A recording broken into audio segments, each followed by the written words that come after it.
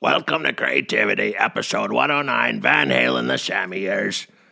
Today we got Jason Clarke on as our guest, and V and Jason are back in the green room just snookering away all the bourbon back there. So hopefully I can get them off their fucking asses so they can do the show. All right. Here he is, Creativity with Mr. V. Thank you, Biff. You're welcome. So, you better order some more bourbon. Will do. Okay, I'd like to, first off, this show is dedicated to the broadiest broad that ever brought it, Sharon Mayberry, my friend who passed away.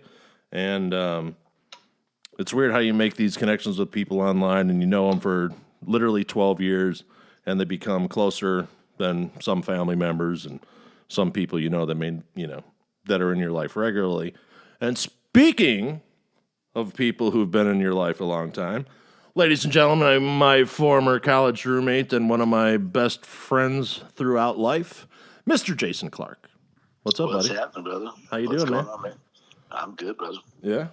So here you're getting some rain out there.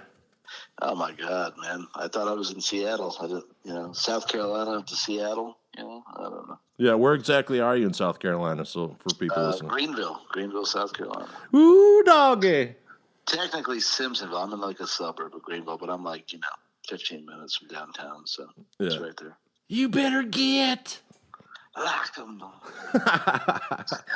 Yeah, and I'm out here in the suburbs of Chi-Town, otherwise known as Chicago, the city of violence and big shoulders. Hey, and by the way, I may point out that big news down here is Condé Nast. We're in the top 5 best small cities to move to in America this year. Oh, very nice. Yeah. Yeah, I live in a good town too. Yeah. I moved back and started a family, and my kids actually, for a while, lived on the same street that I grew up on. Oh, right on. Yeah, it was pretty cool. So, they were like, Dad, dude, we can't get away with anything. You guys, because my ex-wife lived 2 blocks down from me growing up. So all the people who still lived there from when we were younger knew us, and they had, hey, if you ever see them pulling any bullshit, you can yell at them, blah, blah, blah. Yeah. And it was like, we can't get away with anything in this neighborhood. I'm like, well. So I got to ask, man, were you driving in the car down the street and you're like, kids, I lost my virginity behind that dumpster over there. That's where the priest blew me. No. Right. No. Was a Catholic. No, so, I mean, some of the stories, of course, I was, I don't know, I always talk to my kids like they're grown-ups. Oh, yeah. I wasn't like, oh, no. Yeah, baby talk and all that stuff, yeah. I wouldn't be like, don't put your fucking, but, Angry dad. No, it'd be like, there's, definitely times you're angry, but, Oh, yeah. sometimes Kids you lose will make shit. you angry now. Yeah, and they don't know that you're fucking hungover and produced out there. I'm gonna tell you. Yeah, the thing that used to piss me off most is the fucking video games in the morning. Because I work nights, so I'm like, okay, no video games till 10 a.m. Well, only the morning? I mean, that's what mine are doing right now, probably. I mean, no, but so I'd because they would scream at 6, they'd wake up early, 6:30 in the morning, they're screaming at each other over the game, so I'd just wake up and unplug it. Yeah. Yeah. And I'm like, come on, guys, I didn't get to bed till 4 in the morning, can you, but, no, they were good. So the deal. My son in a marksmanship course just so I could get him away from the computer. Oh, dude, compared to other, no, my kids weren't little assholes like some of these other fucking people, but my kids are always cool. But we had this deal. Okay, if you want to watch Cartoon Network or whatever, you gotta if you're gonna watch an hour of that, you gotta watch a documentary for an hour. Right on, that's good. So they're like, all right, and so I would like the cartoons they were watching for the most part. If I had to sit there, I'd want to at least have some break and do a documentary, but. So they can have conversations now with you, even when they were, 8, 9 years old, they could have a well-versed conversation about so many different. Yeah, totally. But anyway, so today's episode, we're going to talk about when Van Halen broke up with David Lee Roth. Dun, dun, dun. Now, I remember when this happened, I was fucking distraught. You know, as a... Anywhere, yeah. Well, it was in like 1985 it happened. Yeah. So, yeah, I was 16 years old. You know, Van Halen, my favorite band, hands down. I already saw them live a few times. Great band, you know, my favorite. David Lee Roth, the best front man ever. And I was like, oh my God. And then with the best guitar player in the world and the best drummer, totally underrated on drums is Alex Van Halen. Yeah. I mean, he's up there, just no one give, you know. Yes, a lot of people, rock drummers give him respect, but he should be more respected. But he was kind of overshadowed by his brother's talent. How could you not be, right? Yeah, exactly. Yeah, But there's a whole other theory I have about that I'll get towards the end of the discussion. But yeah, so then when so Van Halen broke up, they got divorced. And then people started fighting over, are you with Dave or are you with Sammy? Right. And then people were giving, you know, Van Halen shit because they found Sammy through Eddie's mechanic. Yeah. You know, no slouch of a mechanic. It was a Lamborghini mechanic or whatever. Yeah. And of course, you know, Sammy's a big Ferrari guy. Oh, maybe he's the Ferrari mechanic. I think Ed had a Lambo, but you know, Sammy. I'm sure you know this mechanic probably worked on all the fine Italian automobiles, you know, and that's how they met.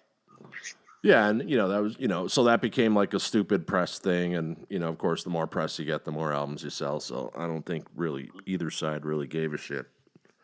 But they started naming albums, you know, like Eat 'Em and Smile.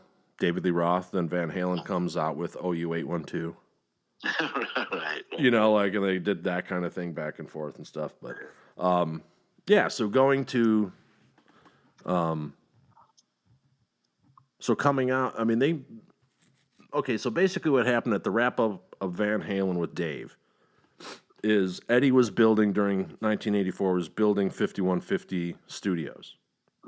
On his, on the grounds of his house in an old racquetball court. And he had Landy in with him, who was the engineer, and basically, hey, stick around. And so they kind of started self-producing, or, which, Eddie would crawl inside his head as all geniuses do, and he'd, do his thing. But I think it was a mistake. Not working with the producer, because Ted Templeton left Van Halen after, well, he didn't leave. He did Dave's album, then something happened, and he was doing Dave's Eat 'Em and Smile album. Like after, there was the EP, then, Crazy from the Heat, then Easy, Eat 'Em and Smile. And so he was booked, and so I don't know if that was the one that Mark Post produced or not, but he did produce one of them. But anyway, so, so Eddie, having a new singer who sings in a different key, could literally play differently. Oh, yeah. And I mean, let's not forget, I mean, any kind of new energy that you put into a band is going to change the dynamic of the band, right? I mean, Oh, for sure. Yeah. And Sammy was no slouch. I mean, he came from... Yeah. I mean, he had bona fides, hardcore. He was with Montrose, Ronnie Montrose, another fantastic guitar player from rock and roll history who passed away a few years.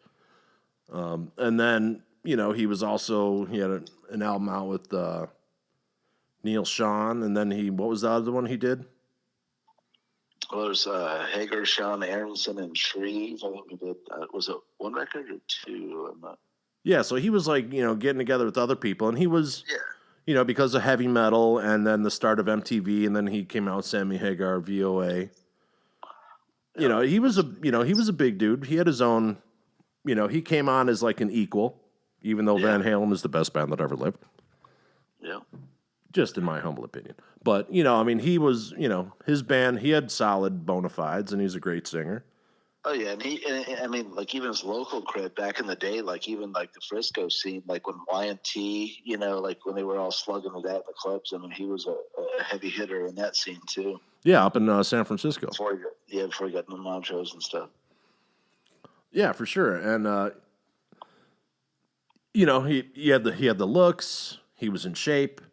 He liked boxing, so he had that kind of like weird thing going for him. And people knew him. He had catchy, good songs. I remember one of the, when I was a kid, Rock Candy, and then all of a sudden I'm in high school and there's Hagar doing I Can't Drive 55. I'm like, oh, that's the Rock Candy dude. Yeah. So it was just, it was like, okay, that's cool. MTV on the radio back in, when that came out, man, that was a big hit. Yeah. And, a lot of the gripe that went around was, they should change their band name.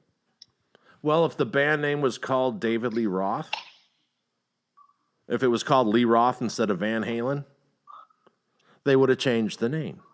Right. But two members of the band have the last name Van Halen. No, that's probably, you can't not be Van Halen if you're Van Halen, but, but people start calling them Van Hagar. So it kind of became a joke to half of the audience, which was not really fair, but in a way, they made sense because it was a new band.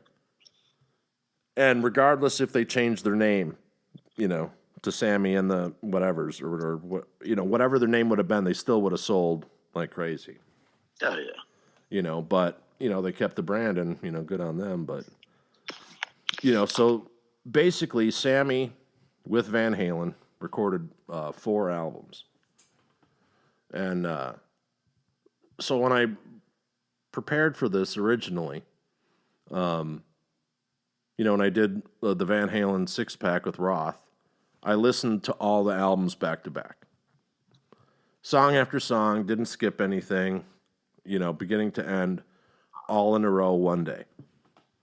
I could not do that with Sammy Hagar. Yeah.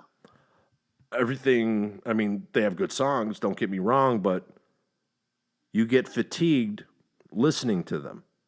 Yeah. With classic Van Halen, you never had listening fatigue. Mm-hmm. And I'm not bashing anyone because there's great songs on there. And, Eddie Van Halen will always be one of the best guitar players that ever lived, blah, blah, blah, blah. But, you could see, throughout the course, everyone knows that musicians party. Oh, yeah. Most of them. And then sometimes it gets you. And then you become an alcoholic or an cocaine addict or speed whatever it is, whatever the thing is that you can't shake. And Eddie seemed to fall into that, and it got progressively worse. And like there's a flow to classic Van Halen albums. So if you listen to them back to back, and then you try that with Sammy, the flow is totally. There's no flow. Yeah. To the albums. There's good songs, but then like you listen and like, oh, this album, what was the track listings? It was really interesting because they kept on putting less and less tracks on their albums. Oh, I didn't realize that. With Sammy as it went on. Let's see here. But they did other stuff. They also did the live album Live Without a Net, which was also a video thing to probably just, get some, start putting out more content because, they had a new guy in there. They had record contract responsibilities too, Right, exactly. And then that became part, and then Sammy had to finish, you're correct, because then Sammy had to do a best of. And he had to record, I think, 2 songs for that as well as, do the package. And that was part of the deal of him getting in the band. And Eddie actually played on those 2 songs with Sammy for that album. Yeah. And then, then they're getting along fine. Every release, and I'm not knocking Sammy Hagar or Van Halen or anyone, but every release, top chart was number 1. It doesn't mean most records sold. Success, no doubt. Yeah, I'll tell you, one thing that comes to mind for me, back when that change happened and everybody was kind of like, oh my God. was Live Aid. Do you remember when they did the first Live Aid together and they jammed rock and roll to Zepp tune? Yeah. Yeah, it was Dude, like 3 days. It was like 3 days after he joined the band or something. Yeah, and the energy was just, I mean, it was there, man. It was. Oh, they had great energy. Don't get me wrong. I mean, it was a different energy than with Roth, which was good energy too, but, that's when... Not Live Aid, I'm sorry. I said Live Aid, I meant Farm Aid. I'm sorry. Yeah. Sorry. Yeah. Yep. There was a bunch of aid thing going, there was aid this, aid that, during that time 80s, no doubt. for people who are not familiar. You youngsters. Yeah, now they have better names for them, like Concert for Newark. For Newark. Yeah. Just because Newark gets destroyed and Woke of the World's coming out on October 30th at vaudevillepress.com. No offense, Jersey people. But, right. Hey, why are you going through the tunnel while you try to get out of Jersey, too? Right. But, no offense to our people in New Jersey. We love you. Especially of the Italian. Oh, yeah. Absolutely. There's a couple of them around there. Yeah, so what's interesting, because there's always this discrepancy in, which version of Van Halen sold the most. Okay, well, when you look at it, okay, so 5150, when that album came out, I was sleeping out for tickets in my El Camino outside Rose Records in Downers Grove on Ogden Avenue. You had an El Camino? Yeah, dude, I had 1970 El Camino. Dude, it was sweet. It was badass car, 400 turbo trans with the heavy duty rear end. I think it was 14 bolt. Damn, where's my cigarettes? Heavy duty posi. Yeah, and I had Krager SSTs on that thing. Yeah, dude, it was sweet. Yeah, and I had Alpine stereo with pile driver speakers on. Oh, dude, yeah. And that's part of the reason why every time I talk to you, I go, "What's that? What did you say, Jason? What's that you say, sonny boy?" It's funny you said that. I had an '87 Chevy S10 with pile drivers behind us. Yeah, dude, those are great speakers, man. And we remember the day of the Biopunk radios, huh? Come on. Yeah. But you know who sounded the best out of pile driver speakers? What's that? Ronnie James Dio.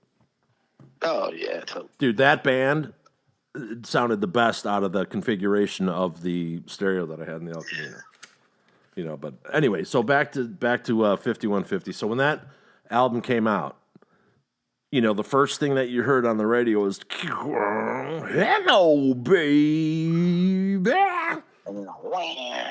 Dude, that album fucking it kicks ass, man. That whole album from front to back. 5150? Yeah, that's what I'm saying. Yeah. It's a fucking great album. The record cover's kind of weird with Atlas on there, right? Yeah. That's the one. Yeah. But dude, that album is fantastic. What a great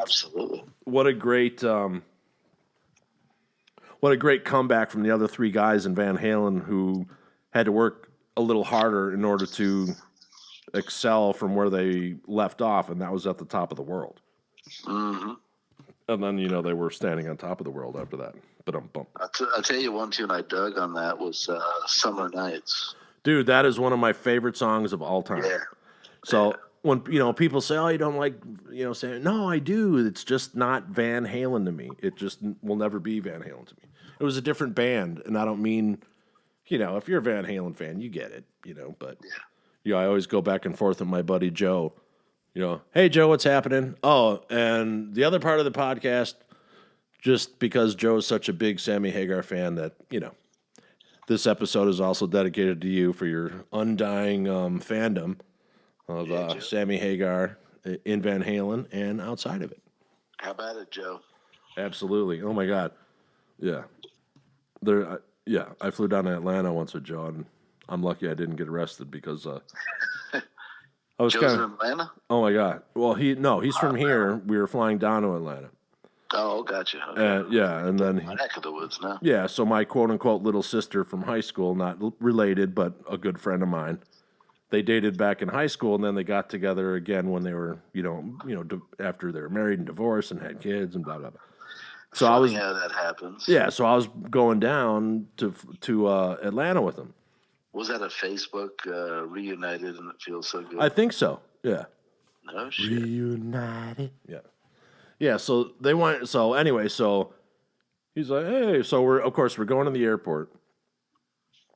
And he's like, hey, let's stop at, White Hen. White Hen is like a 7-Eleven for people who, Anyway, so it will stop there. We'll get some, big gulps or whatever, and we'll, do like we did in high school and put some, a little flask of Captain Morgan. So I'm thinking I'm getting a flask. So we walk in there. I'm doing something. I was getting like other shit, like for whatever. And then Joe's like, "Oh, I got the booze," and there's 2/5. Fifth? Yeah, a fifth of rum for me, and then a fifth of bourbon for Joe. Damn. So then we're like, okay, here we go. So then, we get to the airport, and we got like 2 hours left until we can. What was your rum of choice, by the way? I think it was Captain Morgan. It was Captain Morgan. Tell him the captain sent you. Tell him the captain sent you. Captain Schlong. Oh, my God. Where's that guy, man? I want to talk to that guy. Andrew, if you hear this podcast, email us. Yeah, email us, call us, text us, whatever. Whatever. We'd love to have you on, and even if you don't want to come on this, we'd love to talk. We'll talk about meat products. Right. Absolutely. That's going to cost me. Hey, my commission's 3.2. Did I ever tell you about the time he took me to the Sawgrass Mills Mall because his cousin was working at the Nathan's hot dog store? No. Yeah, so you remember he had that 73 Pontiac Catalina? Yeah, well, at that time, I was working at the Sawgrass Mill doing an internship and doing all their internal commercials and shit for, like, Sears and Montgomery Ward's, JCPenney's. So they had their own independent production house in this huge mall that's like 2 miles square. Yeah. And it was ran by the guy who used to produce the Fireside Chats with Ronald Reagan. That's what he did after he retired. Really? Yeah, it was hilarious. And he tried flunking me. I'm like, what? I remember Shenfield calling me up. He's like, dude, I'm going to hook you up with free lunch. Because free being the key word. Oh, yeah. I'm talking fries. So he picks me up in his 73 Catalina with all the bumper stickers replacing the ripped up vinyl roof. yeah. And it was brown. It was a brown Pontiac Catalina. Real chick magnet car. Oh, yeah. So we went, and we drove all the way out there. Got 2 hot dogs each for free. Drove all the way back, and he was like so proud of himself that we got, yeah, dude, stick with me. I'll hook you up with free lunch. Oh, And yeah. I kept laughing to myself. I'm like, yeah, but with this like 400, big block you got under your Only took us $18. $18.50 in gas to get there, but we got some free dogs. Yeah, he didn't think about the cost of getting out there and back. It was just the fact that we got a couple of free hot dogs. He was so proud of himself. Sorry, they couldn't throw in the fries. That was extra. Shenfield, man. I ain't gonna pay for it. That'll cost me. Oh, Yeah. So anyway, so 5150, great album. dude, yeah. Great album. And then they came out with Live Without a Net, and that did very well. I saw them on that account. I basically have seen most of Van Halen. I didn't see them with Charon. I don't think I saw, which one did I don't think I saw the Balance tour, but every other tour from 1984 on in Van Halen I saw. But I've seen every show with Roth from 84 on. That's awesome, man. Van I'll tell Halen you, and stuff. I've never seen him live, I never had a chance. Yeah, dude, he's so good. He's not singing a track. He doesn't, and, he has his good days, he has his bad days, but he's not auto-tuning or singing the track, Right. whatever. And, I go to see him. I don't, if I want to hear the album, I'll fucking put it on. Right. You know what I mean? But that's what another weird thing that's happened, since our time. Since our time. Oh, yeah. We didn't have any auto-tune back in the days, man. You either pulled it off or you didn't. Do you think Britney Spears is going to be singing Look, I Did It Again when she's 60? I don't think so. Nope. And no disrespect to Britney Spears, because I think she's a fucking solid talent, but I don't think, Oh, yeah, totally. like she has totally, she could totally have a whole other career apart from the, teeny pop. And now that hopefully that bullshit that, her dad's not her conservator anymore and all that shit. What's up with that? How'd she make out in that court case? I didn't hear anything about well, I don't know too much about it other than Britney Spears was more popular than anyone on the planet for about 5 years. And when you're that young, I mean, I could probably not even handle that at 52. And for someone who's, 18, 19, 20 years old being, dude, that's got to mess with you. Yeah. And then they're up her ass about every little thing, and then she shaves her head, fuck you. Yeah, dude, I fucking applauded at that move, even though she got a lot of shit for it. Dude, I was like, fuck yeah. She had it, Yeah. It's like, she's fucking a young person, man. Let her have some life, too, There becomes a thing that, it's like there's a difference between being a musician and being a performer and then fucking being a servant to a corporation. Yeah, they were just milking the cow, man. They were just using her, Yeah, and it's pretty sad. Last thing she is a cow. I mean, she is in amazing shape, and anyone who gives her crap for it should be ashamed of themselves. Yeah. Because there's a whole big thing about that now. She's been releasing some pictures of her that are, she's like, oh, here's my body. Like, no one complained unless they're an idiot. Yeah, well, hey, good news for all these youngsters. It's coming to you, too. You get older, man. Oh, for sure. And also it's probably just part of her regaining part of her thing that she's going through. And, fucking more power to you. She's going to come back and fucking hit everyone in the face with a stick. Yep. I mean, she's definitely a talent, for sure. I mean, not my cup of tea, but right. Off to her. It's not for us, it's for younger people. But, can you imagine doing a Britney Spears show, Jason? Like you as Britney Spears? I mean, it would be pretty funny, the uniform you'd have to wear. Yeah. Have you seen me in the Billy shirt? Yeah. Oops, I did it again would be like, oh, sorry, I got to go wipe my ass. Yeah. I had tacos for lunch. It's something that nightmares are made of. I love beer and it shows. Wolf bait. Oh my God. They didn't wipe their ass. The guys at work, man, they're like, look at that belly. I'm like, man, I've been feeding this thing for years. I'm proud of it. Exactly. Thousands and thousands of beers it took to make that thing. Yeah. Okay, so 5150 came out in 1986 and went 6 times platinum. This is when they were still a record business. OU 812 came out in 1988, went 4 times platinum. For Unlawful Carnal Knowledge came out in 91 for 3 times platinum. Live Right Here, Right Now was only 2 times platinum. So that's interesting. Yeah. So there's probably people who were, exhausted for, buying products that they just saw, so they didn't want to see it. But that's probably mostly new people coming into the Van Halen thing. Plus, I mean, you have to figure, music's generational, as the 18 to 25-year-olds, grow up. Yeah, and that could be all MTV sales. Different stuff, Yeah, that could be all MTV-related sales, just because their videos were always on. True, yeah. Whoever was pushing them. In 91, that was at the height of, grunge. That style of music right before Nirvana came to the scene and crushed everybody else. And let's face it, I mean, that's valid. I mean, that was, that in hindsight, we hated it at the time, but I mean, that was a thing. That changed the landscape. Yeah, their talent. I was never a Nirvana fan. Just because they killed, there's 2 or 3 bands that I really, really, really liked that were Dangerous Toys and Tora Tora. I love these 2 bands, and I thought they were about ready to pop.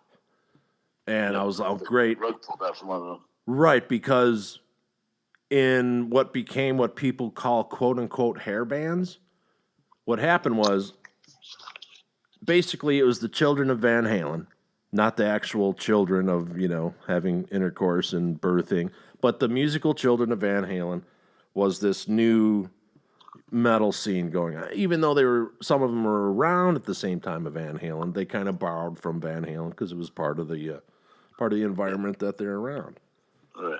But so then you got the grandsons of Van Halen, and then the great-great-grandsons of Van Halen, and then the great-great-great-great-sons of Van Halen that were put together strictly by the record company because they looked good and they could sell albums. Mm-hmm. And they'd have one video, boom, done. So basically, it got so diluted, and then here are these bands that actually had some, some bluesy street grime to them, and they sounded original from anyone else. And then Nirvana came around, who sounded different than anyone else, and they just fucking, kicked the doors in. And rightfully so, a lot of those bands. Yeah, it was time, for sure. And you know what? I mean, in hindsight, now that I'm older and I look back, it really was time. I mean, because even the hair thing, the hairband thing. Yeah, it was getting tired. It was getting tired. You know what I mean? It was just, the record companies were just shoving everybody that kind of had the look. Yeah. Talent was negotiable. Just shove them out there. And it probably really was a good thing in hindsight, Right, exactly. And also at the same time, so we had Nirvana, and on the other part, we had Yo MTV Raps came around and just knocked, just took over the world, which is fine. Sure. A lot of great talent came through there for sure. And it's funny. Who was that host originally? He was up in New York. Yeah. We reminisce about the old days, and when Run DMC started breaking and that whole thing, we were confused and scratching our heads, and I was like, yeah. Oh, I loved Run DMC. I said, don't worry, but this stuff won't catch on. Boy, I couldn't have been more wrong. Right. No, Run DMC was always good. Yeah, but you know what I'm saying? I remember the whole rap thing. I was like, what is this? And my favorite. It blew up. Yeah, my favorite was that dude. What was that one song? Oh, they call me Humpty. I'm the Humpty Hump. Oh, Digital. Yeah, dude, those guys are great. I was just jamming those guys the other day. Dance. I was playing drums to that. Yeah, it's a great tune, man. Oh, for sure. A lot of tunes in that era.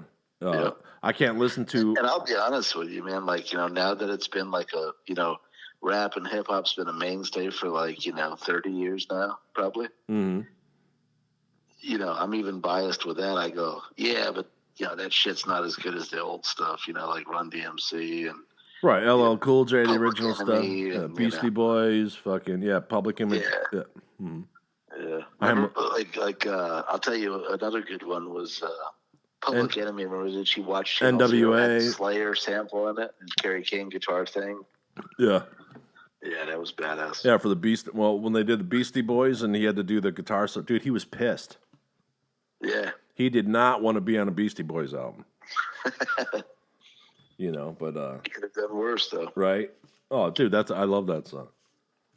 But yeah, so then we went to Balance, and that was 3 times platinum. So basically, the 5150 album, I think it would not have gone 6 times platinum if it wasn't for the curiosity factor, even though that album was fucking amazing. Yeah. I don't think it would have done that well, but maybe it would have at the time. What's funny now, what I find funny is people announcing they got a gold record. Yeah, gold wasn't shit back in the day, you know what I mean? Right, yeah, exactly. It's diamonds. We used to get diamond status, and, but people don't buy music. They steal it. Yeah. Although, that whole landscape's just a cluster now, man. It's nobody even makes any money off record sales now. I mean, there's no such thing, Right. And then you rely on touring. Get screwed off the streaming business, I mean, it's just... Yeah, they're trying to fix that, but it's still not going to be enough. Yeah. For example, for people who don't know. Okay, so this is how it breaks down. So let's say you cover someone's music.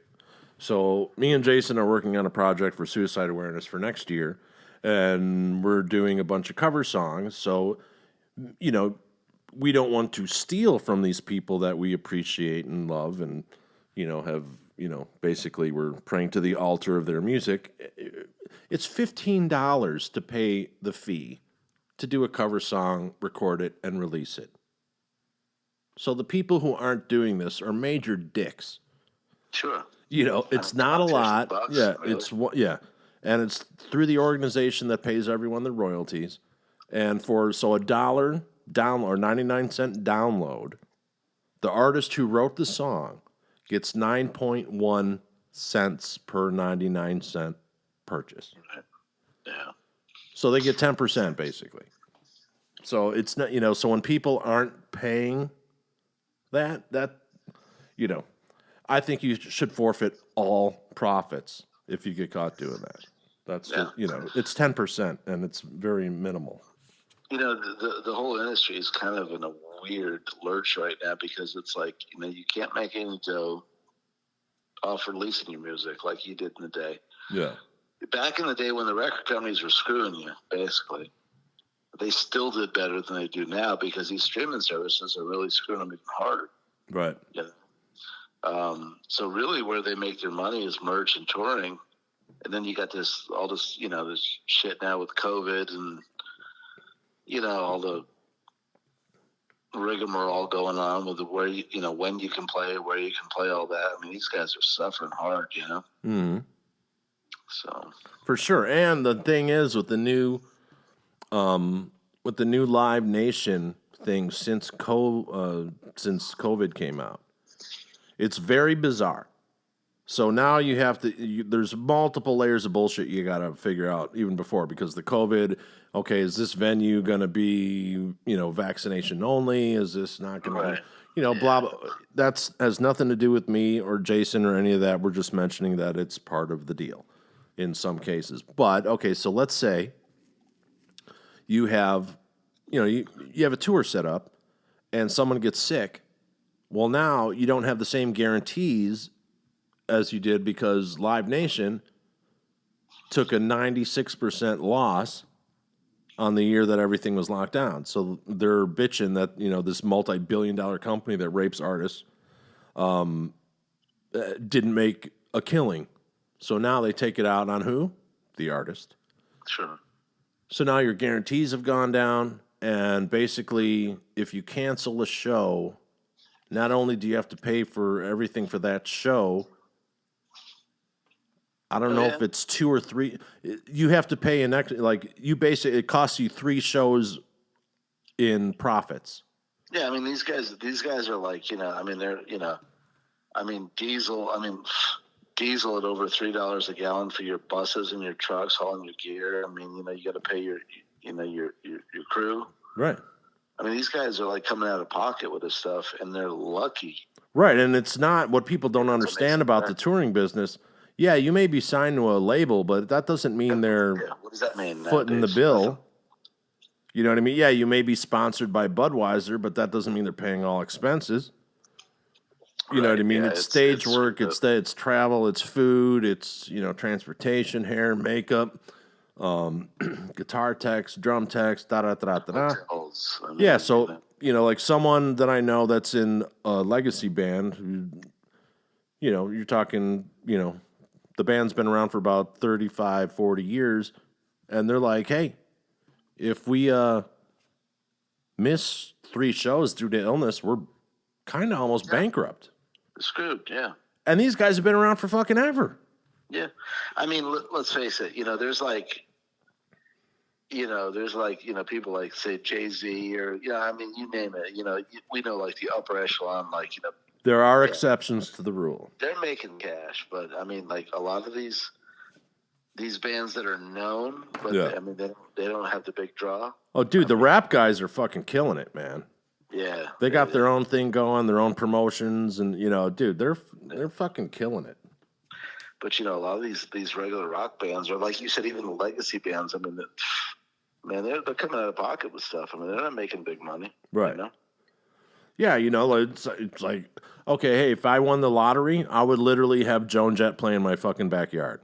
Yeah. And that is not a sign of disrespect. That's a sign of complete respect. Please, I will pay your fee, because I think you're worth more than your fee, but plug in. You know what I mean? Absolutely. But I'd you know, be, hell they yeah. probably would these days. You know, it probably like makes sense. I mean, you know, dollar cents to them. You know. Yeah. You know, and the whole problem is, too, with the record deals that for people who do get signed, I mean, you used to get fucked. Yeah. Now, I mean, you get fisted, fucked, and left on the road with, you know, with your hands tied behind your head and your fingers cut off. I mean, it's You know, literally... most people don't even get record deals now. Like, you're lucky. Like, pretty much what they get now is like a distribution deal is the best you can hope for. Right. You know? So you're like fronting your recording costs. You're paying for all that. Right. And then you're kicking out a percentage to somebody that just, you know, distributed it and try to get it out there to whatever For sure, market yeah. is still there. Yeah, it's like right now they call them 360 deals. So not only is the record company who doesn't give a shit about you, they're going to take touring money, which is the only way for a musician to actually make money because they don't make money on the record. So then they're going to want merch, even though they're not paying for it. Yep. They're going to I want was part of just the about to merch. say that. You know, that's a new thing. They're trying to get a percentage of the merch now. Yeah, because they've lost their grift, basically. You know. I mean, the record, I mean, it is a business, but, you know. So, yeah, so that's why it's like, I think it's 3,500 bands are suing. It could be 2,500. I could be wrong. I have dyslexia, so sometimes I transpose numbers or whatever. But it's right around that number of bands, including Paul McCartney, that are suing Live Nation. Yeah. For, like, hostile business practice. I'm telling you, man, it's really like, you know, I've been thinking about this. I wish I could come up with the answer because I'd probably be a millionaire.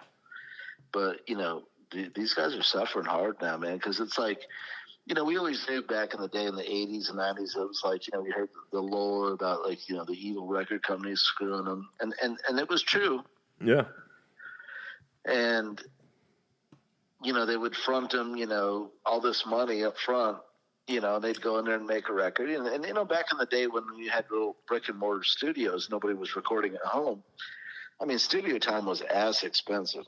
Yeah. So these guys would get these advances and they'd go in there and they'd make the record and eat up, you know, $100,000, $200,000. Oh. They hadn't made a dime yet. They're getting ready to hit the road now to support it. Well, yeah, you have these assholes. They owed, you know, $300,000, $400,000 back to the record company. Right, because you have these assholes. That was terrible, but now, I mean, it's even worse now. Yeah, well, you have these assholes in the studio who would spend 3.5 weeks trying to get the snare sound. Yeah. It's like, dude, dial it in, close enough, let's go. Yeah. Dude, Van Halen 1 was recorded in 4 fucking days. Mm-hmm. 4 full days, eight sessions of 4 hours but they recorded the whole fucking album. You don't. Yeah. The problem is what happened to me is you lost part of the magic.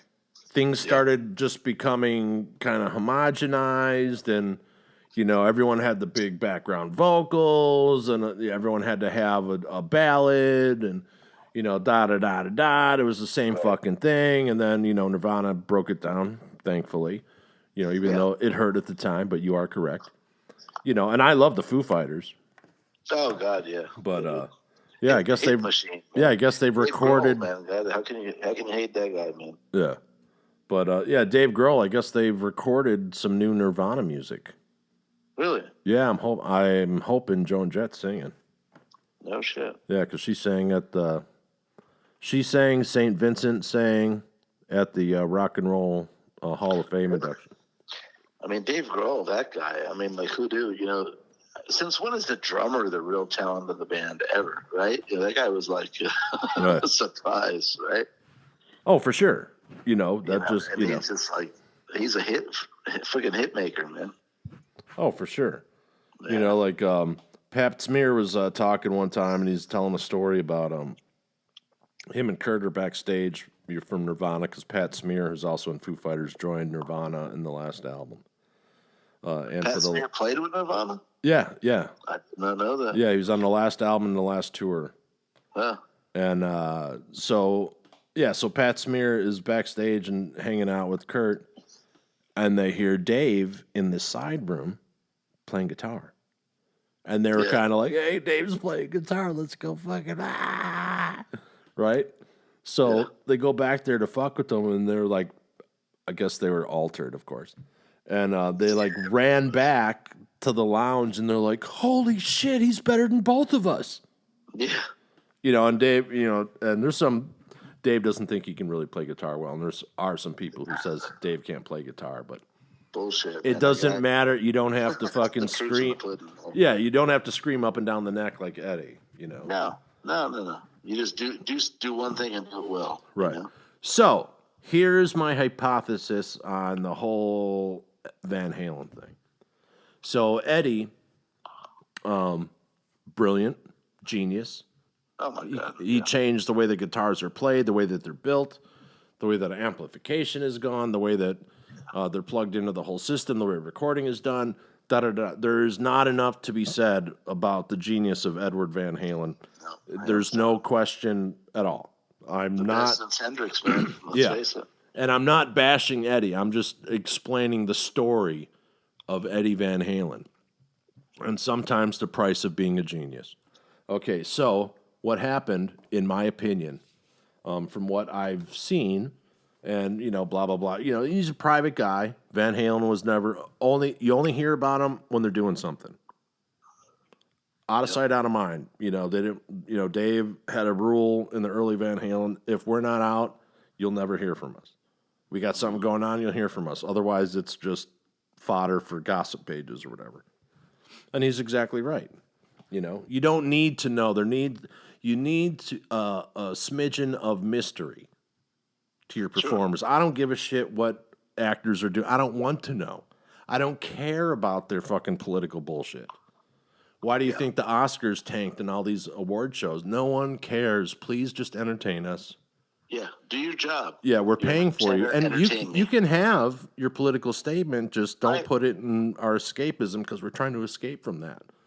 And whatever it is, Dude, I had a friend, I followed so many people, during the last election. I got so tired of everybody being an activist. Yeah. I want to hear your music.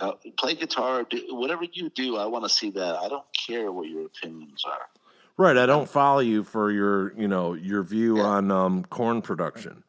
Right. I follow you because you fucking kick ass on the bass. Mm-hmm. Anyway, but I'm not saying people don't have the right to their opinion because they absolutely do. Yeah, absolutely, but come on, enough's enough. Right, and don't alienate the people who are buying your music, and especially in a time, actors right now have it much better off than musicians. And they're coming for the actors. That's apparent. But anyway, so here's the deal with Van Halen. So when they went from Van Halen with Roth to Van Halen with Hagar, basically my analogy is they went from leather to cotton. Okay? Cotton. Yeah, not denim.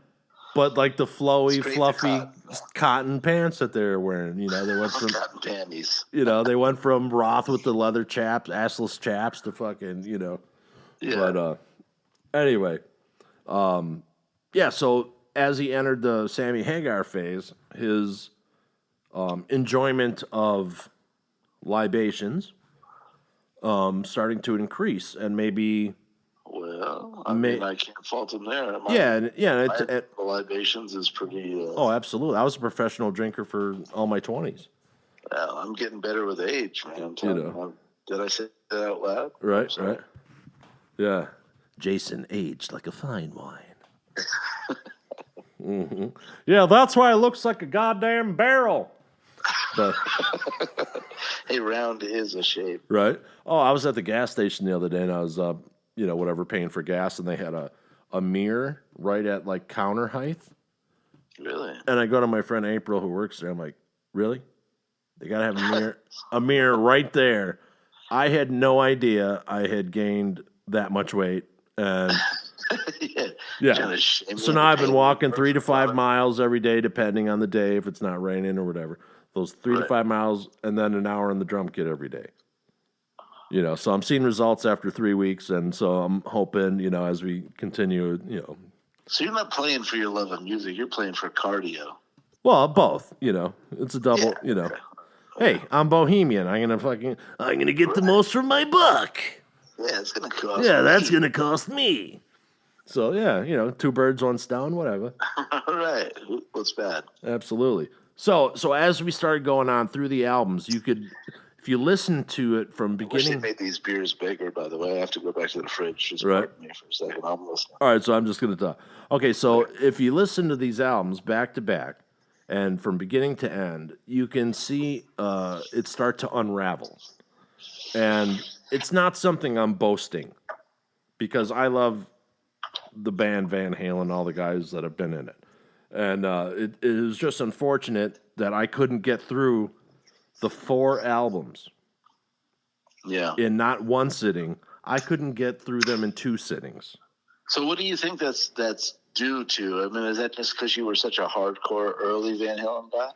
Well, also, okay, everyone responds to Or Freak. is it the material? I mean, I love the songs. This Yeah. is what's weird. So I love the songs. So half the songs are good and half aren't. Okay. Okay, with classic Van Halen, the good songs were great, and the bad songs were good. Yeah. So you had a lot of if you go through and you listen, more instrumentals started popping up, and those were fantastic, of course. Like Cathedral and Yeah, stuff like whatever, and then they went on. Well, in the Sammy years, he started doing more instrumental tracks, and then He there did was like weird stuff, like Strung Out. Remember, he was like playing like above the nut, up on the headstock, just doing like he was jinky stuff. he was experimenting. Mhm. So you gather all this stuff together, and he was deteriorating. And here's the thing: everyone responds to frequency. Everything has a frequency. Sure. So frequency response is something that oh, I hear that tone, that must be this, and therefore I'm comfortable. Sit back, do. Well, he's playing in a different key. Yeah. So in some of it, the way that it was mastered and EQ'd, the high end is very high end. Yeah. So I have a trouble with 4K in my actual hearing due to the stuff that from live music events and working music events and working with explosives in film and television. I have a hearing issue at 4K. So I don't know if it was my issue, but it was annoying to listen to. Even though I love the songs. That's a real thing. I mean, especially from my background. I mean, from audio engineering and stuff. I mean, the average listener, I don't know if they realize this, but production just really can either make or break a great album. Right. I mean, even now, I listen to a lot of my my old favorite stuff from say early to mid '80s, and we've gotten kind of conditioned to a sort of sonic fidelity nowadays. Mm-hmm. And while we still love a lot of the old tunes, I mean, you listen to some of the production value on some of the early stuff, and it's like, wow, man, it's like yeah. It's just kind of bland. It's like you said, a lot of high end. It's like, man, if they would have just right. mastered this a little better, a little bit better EQ, all that right. stuff. And then for one album, they brought in what's his name? Mike Post.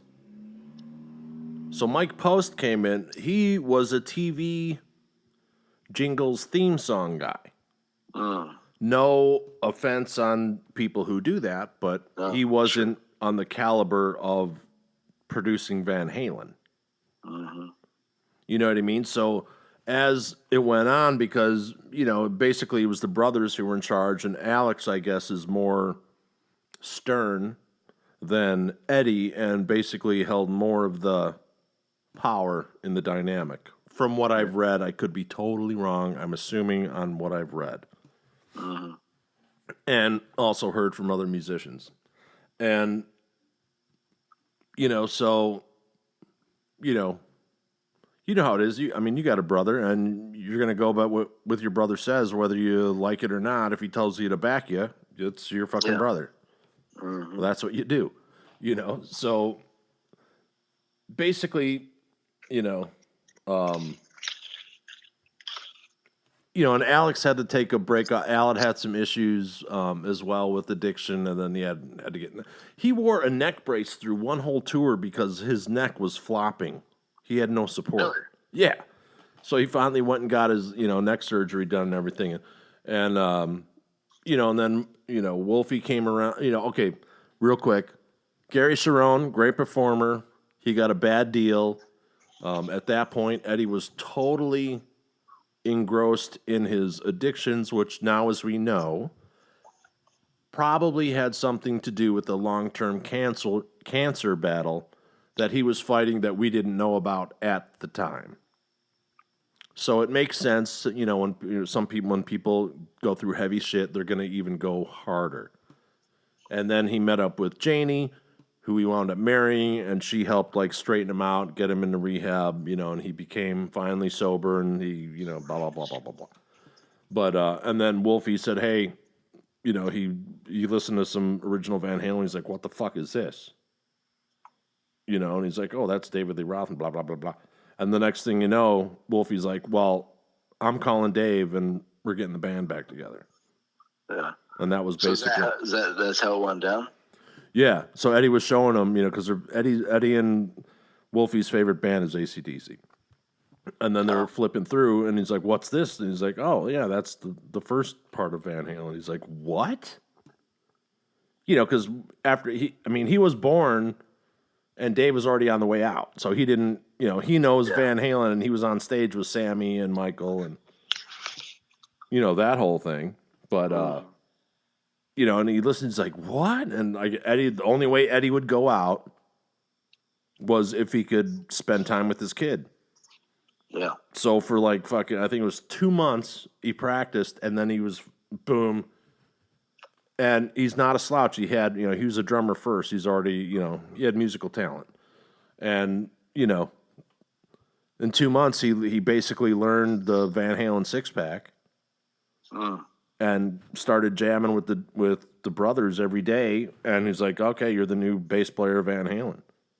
Yeah. He's like, "Well, that's great, but let's go out on tour." And he's like, "Well, that's the only way I would go if you do it." But he goes, "But you handle it." Yeah. He goes, "You put the band together, you pick out the song lists or the set lists. It's your deal." He was tired. Yeah. So then, boom. So what happens, how'd it go down? Oh. It was something like they left a message, and Dave calls Eddie, or something like that, and he's like, hey, I hear blah, blah, blah. And he's like, oh, yeah, talk to Wolfie. He's the one who called you. Yeah, well, okay, Wolfie left a message. Dave called Eddie. Eddie's like, no, talk to Wolf. He called you. Eddie and Dave don't really get along, but Eddie and Dave and Alex were best friends for years. Yeah. In the younger years and stuff.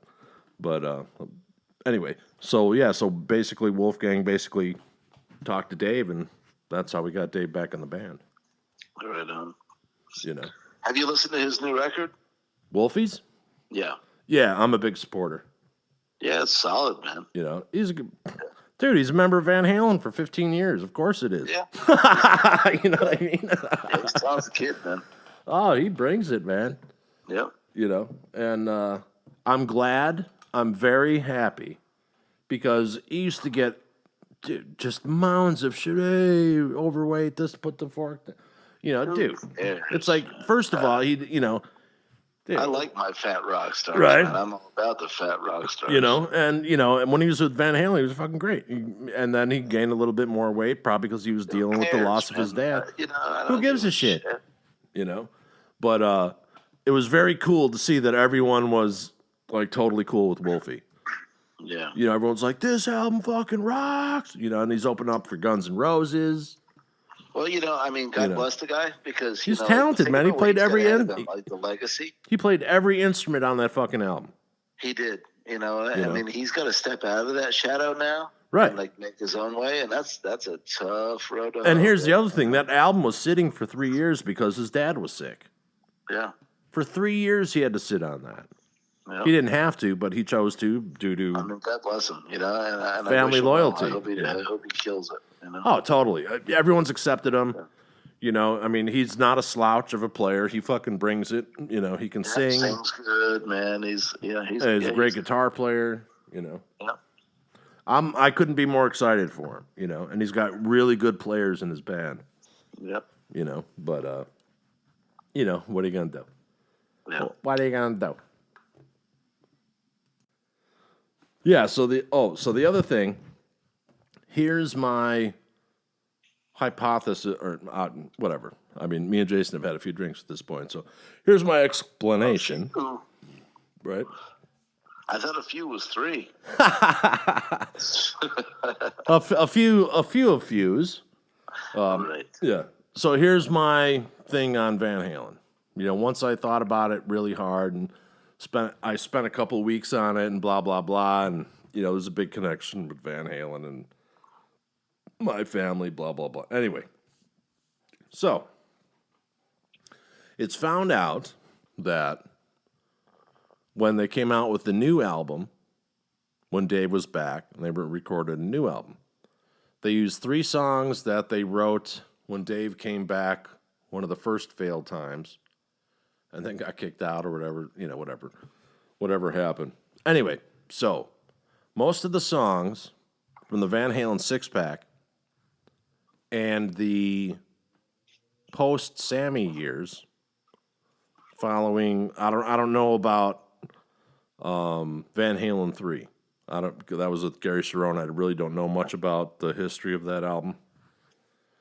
But the songs with Dave, most of that stuff was written in a 2-year period between 1975 and 1977. And when you look at the vault that Eddie has, it's like a 20 by 20 room filled with 2-inch tape. But none of that was used. So, when he went with Sammy, it was a different thing, and he had someone to bounce off with write songs and da-da-da-da. So that's what made that first album so great. So I'm starting to wonder if Eddie had the imposter syndrome, even though he was the master of his own genre. Yeah. I don't know if he mind-fucked himself, because he did have some mental health issues, and I'm not making fun of those at all. This is an actual wonder from an artistic standpoint if that's what happened. And then, and maybe it was the addiction, and that took the time but he was always playing. But even though if the 2 songs that he released when he was Eddie, one was like a theme song for a porn where he met his wife, not as an actress, she was like doing PR for the porn company. Really? And yeah, and he did a theme song for like a classy porno or something. And then he did a song for Catherine, which is for his wife. Oh, if you listen, for me, I like my porno classy. Yeah. But he played all the tracks on that song for Catherine. He played the drums, the bass, everything. So it wasn't what we grew up with. It wasn't what we had as an older Van Halen fan. It was something so completely detached from the Eddie Van Halen sound. I think maybe he freaked himself out. I don't know what happened, and I'm not discounting it, because every genius has like a couple year thing where it's just like, and then it doesn't happen. So is that why we didn't get more Van Halen albums? Is because of certain things that he was doing? Da da da da da. Yeah, maybe so. So that's my theory, and I would only think that in depth about it because I love the guy. Yeah. So I'm not making fun of Van Halen in any way. Man, I'll tell you, it was this past week, right? It was a year, right? The anniversary of his passing. Yeah. Yeah. And it blew my mind. I was like, how could it be a year already, Oh, yeah, I know, totally. And the weird thing was when we went to go, because my brother has yet to be buried yet because of COVID. I don't know why he hasn't been buried yet, but... Are you serious? Yeah, Yeah. Anyway, I'm not going to get into it. So, Right, yeah. basically, we go to, because my brother's birthday is October 12th. So we go to the this place that we all went as kids, Starved Rock. So the Eddie passing and, Van Halen is something my brother introduced me to. So there's a tight thing with me and my brother with Van Halen, with me and my boys in Van Halen. And, so anyway, so we're doing this walk and stuff, and here's where we're going to have our thing, because we couldn't, have a full-on, ceremony with the military guard, the honor guard, and everything. And so we stopped there. And so we stop at the top of this thing that we all used to go to as kids. And we have the thing, and we all have my oldest son, TJ, brought airplane bottles of bourbon because he worked at a liquor store. Oh, So he literally had a case of this shit with him. Yeah, and my oldest sister got fucking hammered and had to go back. It was pretty funny. So anyway, we do this thing and we're like, oh, what do you do? I'm like, well, I'm an atheist and I'm the last remaining custush of my generation. And my son is the last custush alive. As far as males. So anyway, what happens is I'm like, okay, so I'm not going to pray because I'm an atheist. And they're like, I'll work on that with you, man. And my family, yeah, right, okay, yeah. And my family's like, oh yeah, duh. So that was kind of funny. I said, I'm going to inject the Church of Van Halen as, Ray's final thing. So we played Happy Trails. Right on. Yeah, so, yeah. We laid to rest my brother with Happy Trails, the tune. So. Listen, that was Ray. Right. Good old Mushko. And I'll say God bless because I'm not an atheist. Oh, you can say whatever you want. I don't mind other people believing. I'm just messing with you, my brother. Oh, I know. So, did you finally get some leather gloves that don't... stick to my number? No, that don't, keep on... because your knuckles drag on the ground when you walk? Man, I've got the biggest knuckles. You just got calluses now, or do you got maybe a wheel on the end of it? Yeah, I gotta have knuckle pads. I got Kevlar knuckle pads on my gloves. Knuckle pads. They call him knuckle pads. Yeah. Uh-huh. But yeah, so that's my theory on Van Halen anyway. And then of course David Lee announced his retirement. Yeah, man, that's the end of an era right there, huh? Oh, for sure, man. I mean that. I was fucking, because the close ties of, as I explained, and Jason, more because you've been around, Anyway, so, dude, I was so distraught. I was literally, I went to the liquor store, got a bottle of bourbon. Nice. What kind of bourbon? I have to know. Maker's Mark. Oh, okay, there you go. Yeah. Have you tried the Woodford Reserve, though? Yes. Yeah, it's very good. Yeah, and I've also had Special Select, Maker's Mark, and a bunch of other. Yeah, my oldest son is a bourbon specialist, and he Really? Yeah. So, yeah. I've had a number of bourbons I would never pay that much money for. Right. He's like, hey, check this out. He'll come over and hey, check this. It's $4.50 a bottle. Right. I'm like, yeah, okay. Whoa. Well, I'm a pipe smoker as well. I like fine tobaccos. Mm. Oh. And I clean my pipes with some Maker's Mark. Really? Yeah. And why is that? Well, I mean, if you're going to flavor it with something, might as well flavor it with something you like, right? Yeah, no, I've never heard this, so this is fascinating. Explain this to me. Yeah, so I mean, you smoke them for a while, and I mean, in the bowl you'll build up cake. Pipe smoking is pretty. And when you say pipe smoking, you mean pipe tobacco, not the marijuana. Exactly. Yes. Yeah. So there's a whole process of lighting it properly and smoking it. You don't want to smoke too fast. There's finding a sweet spot, where, because if you smoke too fast, you'll get your bowl hot, and, it's made of briar wood. You can damage the pipe itself. And people that don't know, pipes, I've seen pipes for $4,000, Dude, I used to smoke pipes when I was younger, and people used to give me shit for it. I thought it was fucking great. They don't even know, man. That's like, it's pretty It's like badass. having a good cup of tea or something. Yeah, dude. I mean, the best tobaccos blends from like the Orient, and it's great, But these pipes. I mean, some of them, like anything, brand names, Dunhills and Petersons, and on and on and on. I mean, they could be, they're heirlooms, Yeah. And some of them are worth thousands of dollars.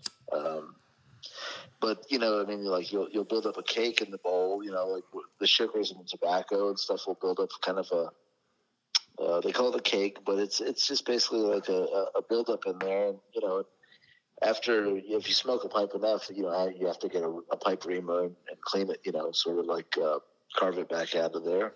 Yeah, for those of you who smoke marijuana, it's kind of like when your bowl gets all rezzed up and you gotta resin. Yeah, totally. Yeah, you gotta explain this for the Yeah. Most people who smoke a pipe put marijuana in there, so you gotta explain it to our stoner friends. But you gotta maintain your pipes, and sometimes I use Everclear, and things like that. But sometimes I'll use a little Maker's Mark, and because I heard Everclear just because it's it can fucking melt the sun, but it never occurred. It never occurred. It makes sense. Yeah, I've done vodka. Sometimes I'll use a vodka or whatever like that, clean the stems out, stuff like that. But yeah, it's pretty cool, man. Anybody that's into fine tobaccos, that's never tried a pipe, it's fantastic. Yeah, one of the thing with the pipe is too is like I smoke cigarettes. Sadly, I wish I could get off them. Yeah. But when you're smoking a pipe, it's real methodical, and it's kind of zen-like. You know what I mean? You kind of have to get to a different mindset, and it makes you relax. You got to smoke slow, right, and cool, and it's really good. It's very conducive for creativity. Really, creativity, reading, reflection. Yeah. People need to slow the fuck down. Yeah. Like everyone's running at 250 and why? Yeah. We're going to die someday. Stop. Yep. I don't know.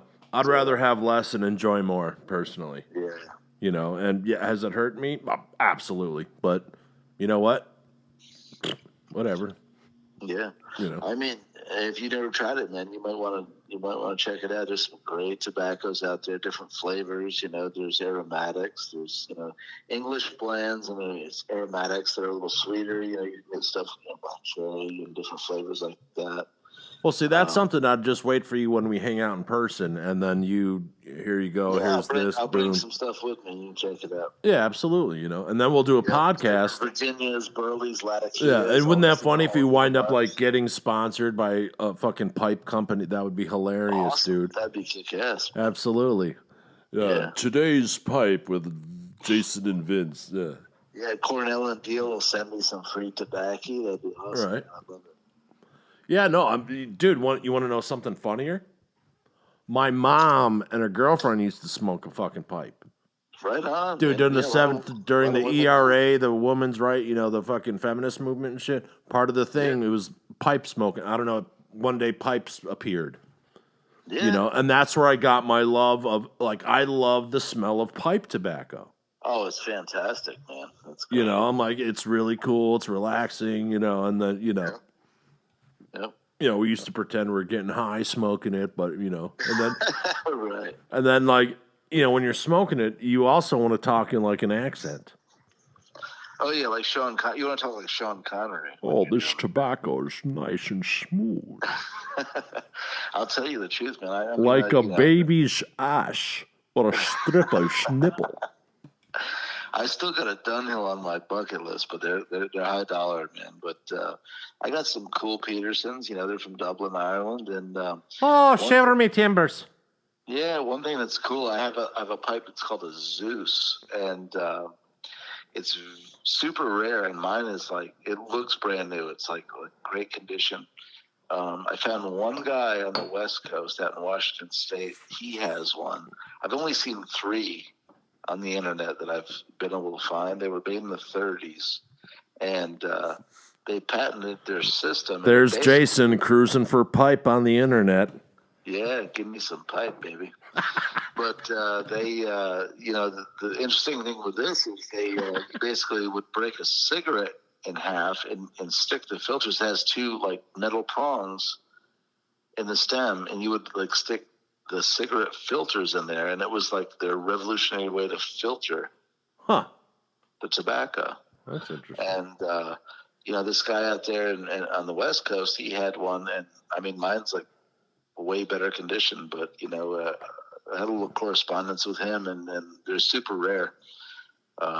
So it's like anything. I mean, there's name brands and models and things like that are worth some dough. So it's pretty interesting. It's just one more thing for me to like spend money I really shouldn't on. Right. I just lust after. Hey man, now too, you're wasting your money on that shit, and there's so many guitars that need to be adopted. That's right. Hey, between son guitars of and a pipes, my kids will bitch. thank me someday when I'm dead. Mm-hmm. Absolutely. Yeah. So Roth's retiring. He's doing the Possible health issues. I mean, from the reports, right? Yeah, he's got 5 shows contracted left at the in Vegas that because of COVID he had to break it up. Yeah, everyone knows the story. So so he has these obligations he has left to do. Mm-hmm. And recently there was a Gene Simmons had made a remark. Right, the big feud there going on for a little while. But what people missed in the story, he goes, "Let me be clear. Dave, at the top of his game, could not be beaten. He was the best there ever was. Hands down. Hands down, the best frontman that ever existed in rock and roll. Well, not Steve Perry, not we wouldn't know about Van Halen if it wasn't for Kiss. Right. And then, Roth basically posted 17 pictures of a baby flipping him off, said, for Simmons. Yeah. Right. And then da-da-da-da-da, and then he goes, and then he makes this announcement that, it was an audio announcement, and saying that he was retiring from performing, blah, blah, blah. And, he said, I have nothing to say about anybody. This is the statement. There is no more. The real reason is locked in a safe somewhere. And he's like, I always thought I'd be the first to go, and he's like, hey, Eddie, he's like, I lost a classmate and, things, and blah, blah, blah. And he's like, hey, Eddie, look in the side view mirror. And, that's me, Dave is closer in appearance than it seems to be. So it sounds like Dave might be, struggling with some issue and, blah, blah, blah. But he's also 66 years old, and, he has nothing left to prove to anybody. Nope. And anyone who's got an issue with him can go get bent. And, I mean, it's sad, especially... And Gene Simmons apologized left and right, up and down. Well, good. I'm glad I didn't know that, but I'm glad he did. Because Dave left the tour. He didn't re-sign up for, the second half of the Kiss Farewell Tour because he was opener. Yeah. Well, now maybe there's a reason behind it. Mm-hmm. Because if you see the pictures that Roth did, like 2 years ago, he was pale and gaunt, and Dave is usually the epitome of health for his age. Yeah. I mean, he's always in shape. He's always outdoors. He's bicycling, martial arts every day, blah, blah, blah. Well, I guess his knee, he had knee surgery. I'm guessing knee replacement surgery, because he said that cost him like 18 months just from that. And then he had back surgery again. He also had another knee surgery 15 years ago, blah, blah, blah. That could have been an exasperation of his initial injury. Maybe he had to get a joint replacement. So there's multiple things going on. And he's like, I always thought the Marlboro Man would get me, Right. But, and it's possible that he has it. So the rumor is that Alex Van Halen is going to come play these shows with Dave. Awesome. And he's like, there is no torch to pass on in Van Halen. There is no la-da-da-da-da. But, I'm hoping that in those 5 shows, you get Alex Van Halen on the drums. Possibly Michael Anthony comes back on bass because they did plan on having the kitchen sink tour, which meant everyone from Van Halen from A to Z was going to do this show and bow out. Yeah. So you were going to have Dave, you were going to have Sammy, you were going to have, Charon show up for a tune. But, Michael Anthony, Wolfie, da-da-da. So it'd be cool. Michael Anthony comes up. Maybe he plays the last 5 shows. That would be fucking amazing. And everyone's like, oh, it's a thing to sell tickets. It's like, no, Dave doesn't need to sell tickets. Yeah, they made their money already. Yeah, it's like, oh yeah, these 2,000 tickets that he really needs. No, dude, he's worth like $80 million. Fucking relax. Yeah. I mean, it's the man's life's work, and he's winding down. I mean, come on, have some respect, Yeah, and, the one thing, Dave may be an asshole or esoteric or just fucking totally bizarre, but he's never lied. Right. Even if the truth is wrong, it's his truth or whatever, that seems to be big these days. So, yeah, everybody's all about their it'd be great. Can you imagine, like, okay, one night, boom, and when Dave did do the Kiss shows, he was basically saying, this is kind of Van Halen in a way. The only way you're going to get Van Halen is through me. And what's interesting is Dave wore the Van Halen garb, his outfit that he wears, the past tour. Yeah.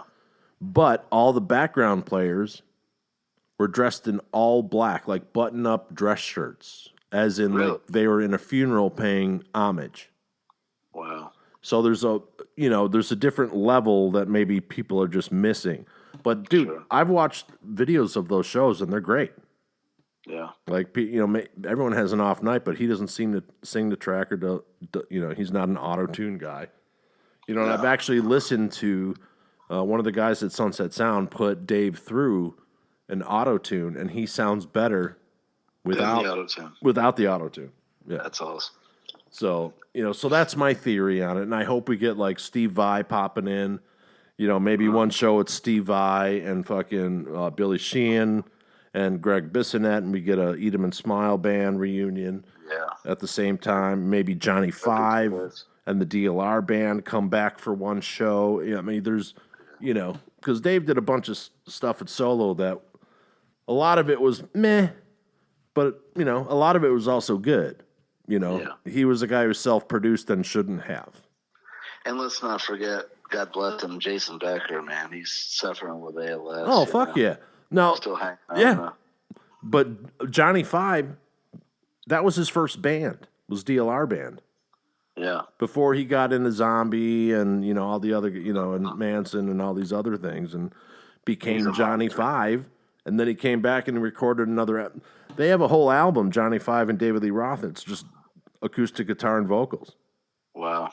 So the last song that they just posted on davidleeroth.com is like the goodbye song. And they did like a animated, like low-res animated video for it. His goodbye song. It's him and Johnny Five. Awesome. But I think Dave actually wanted to go country at some point and missed the boat. But when he did the, when he did the EP, what he should have done is gone big band, because he was like 5 years ahead of Setzer at that point. Yeah, dude, like a big brass behind him and stuff. That's where he That's where he should live. Yeah, like, absolutely. Or that's, in my opinion, I think he would have been huge in that space. Speaking of Setzer, I bumped into him at LAX one time. Actually, when I came out and hung out with you in Newport Beach that time. That's awesome. I landed in LAX, and there was Setzer with his big Gretsch guitar over his shoulder, man. It was cool. I talked to him for a minute.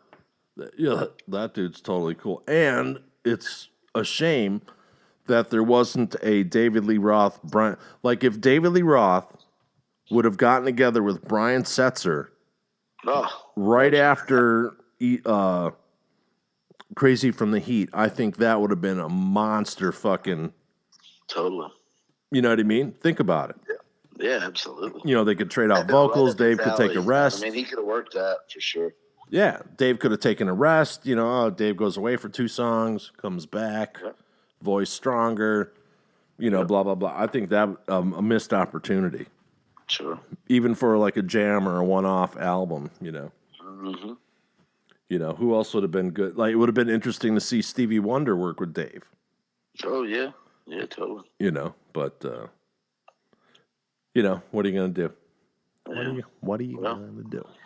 We're just gonna savor what we have, Right? Yeah. So Van Halen,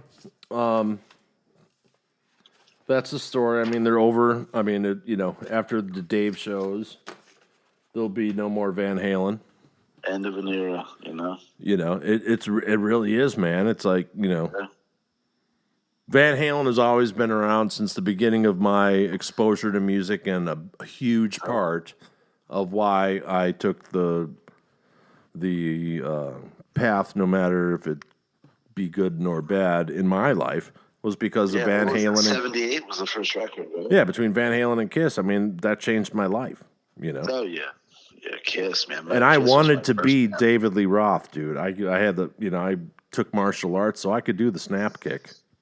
Yeah, there you go. You know, so when we'd walk around in 1984 with the boombox in the middle of winter with hot chicks, you know, we'd have that playing. Yeah, we'd have it playing on the boombox. You know, the Jump song, and you know, hey, so I would talk about that for a minute, man. Yeah, and then I would do the David Lee Roth kicks when he would do it in the video. I would time it and I'd do my kicks and stuff.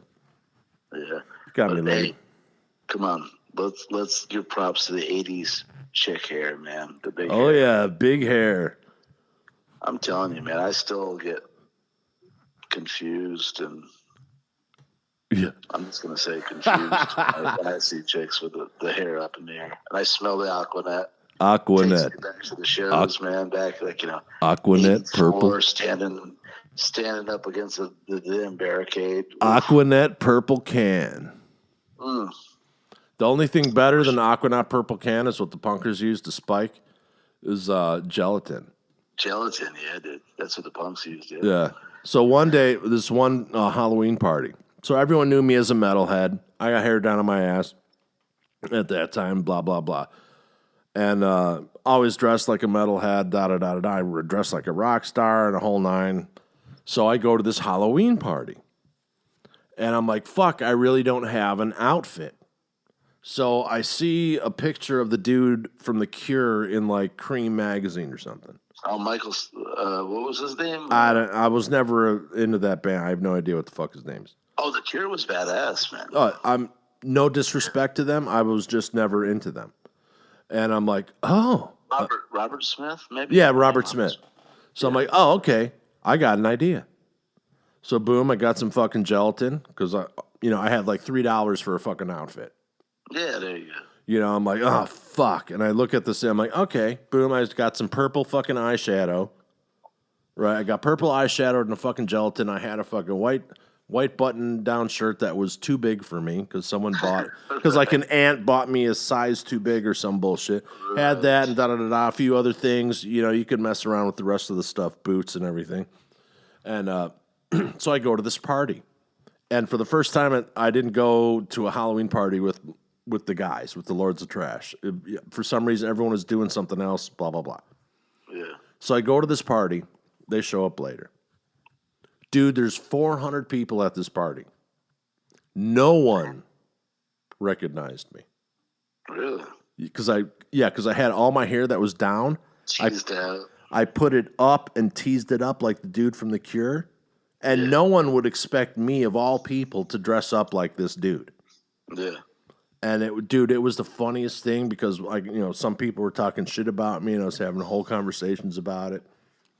You know, other people had no idea. Dude, it was hilarious. Oh, yeah. Yeah. Listen, man, you need to, like, turn on to some Cure, man. Like Fascination Street, the bass line in that, too. God, man, those guys. I heard a cover they did of Love Me 2 Times by The Doors about 2 weeks ago, and I was like, wow. Yeah, dude, they got some tunes, man. Like, the bass player was strong, dude. Like, Fascination Street, that's a great one. Lullaby. Yeah, they got some tunes, man. Check them out. You know what? There was a few bands that like all the theater people got into, and that just fucking set me off wrong. It had nothing to do. I'd probably never even heard a fucking song. Yeah. You know, when you're fucking 15, 16. Right, but when I don't know if this is true for you, but like what I find at my age now, I go back and revisit the stuff that I didn't dig back in the day, and I'm like, this shit's great. Yeah. Oh, yeah, totally. You know? Yeah. Like, I never owned a Tom Petty CD. Yeah. But when he died, it totally fucked me up. Yeah, and you dove in. I mean, he was like always around, like oxygen, like clouds in the sky. Tom Petty was always there. Oh yeah. You know, I was like, holy shit. Amazing tunes, man. I mean, just a great songwriter. Yeah, Stand My Ground would be a good one to do, by the way. Yeah. But and Mike Campbell, the guitar player. Oof. Oh yeah, totally. Yeah, his new band is fucking fantastic too when he's not playing with Fleetwood Mac. But yeah, what a great band. I mean, the Tom Petty band was probably the best around. I mean, there's a few bands that are really like they're solid. They're not just, they know their songs and that's it. No, the Tom Petty band is amazing. Yeah. Right now, I think the number one band playing, they may not have done a gig this year, is Little Steven's band. He's got a dude still doing stuff? Oh my God, he put together a 17-piece fucking soul band. You kidding me, man? I didn't know. Dude, he does a version of he does a Beatles tune with Paul McCartney shows up, and they do it in the style of Little Richard, and it is fucking amazing. And he's done so he's done a whole album with this dude. It's knocked down. He does it, Nils, what's his name?